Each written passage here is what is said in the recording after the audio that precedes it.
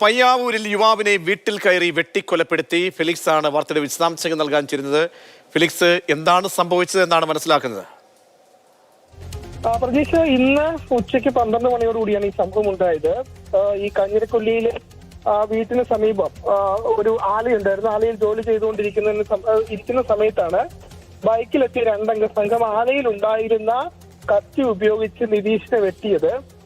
അങ്ങനെ വെട്ടേറ്റ നിതീഷ് പിന്നീട് മരണം സംഭവിക്കാനുണ്ടായിരുന്നു. ഈ സമയത്ത് നിതീഷിനെ ആക്രമിക്കുന്നത് തടയാൻ ഭാര്യ ശ്രുതി വീട്ടിൽ നിന്നും എത്തിയിരുന്നു. ഈ ഭാര്യ ശ്രുതിക്ക് വെട്ടേറ്റിട്ടുണ്ട്. പക്ഷെ ഭാര്യയുടെ പരിക്ക് സാരമുള്ളതല്ല എന്നതാണ് നമുക്ക് മനസ്സിലാക്കാൻ കഴിയുന്നത്. ഈ പൾസർ ബൈക്കിലെത്തി 2 പേരാണ് ഈ ആക്രമണം നടത്തിയത്. എന്താണ് ഈ ആക്രമണത്തിന് കാരണം എന്ന് ഇപ്പോഴും ഒരു വ്യക്തതയില്ല. ഏതായാലും ഇത് സംബന്ധിച്ചുള്ള അന്വേഷണം പയ്യാവൂർ പോലീസ് ആരംഭിച്ചിട്ടുണ്ട്. ഏതെങ്കിലും തരത്തിൽ വ്യക്തിവൈരാഗ്യം മറ്റോ ഉണ്ടോ എന്ന കാര്യത്തിലാണ് ഇപ്പോൾ അന്വേഷണം നടത്തുന്നത്. ഏതായാലും ഈ കൊല നടത്തിയ ആളുകളെ ഇപ്പോഴും കണ്ടെത്താൻ കഴിഞ്ഞിട്ടില്ല. അവർക്കായുള്ള അന്വേഷണം പോലീസ് ആരംഭിച്ചിട്ടുണ്ട്.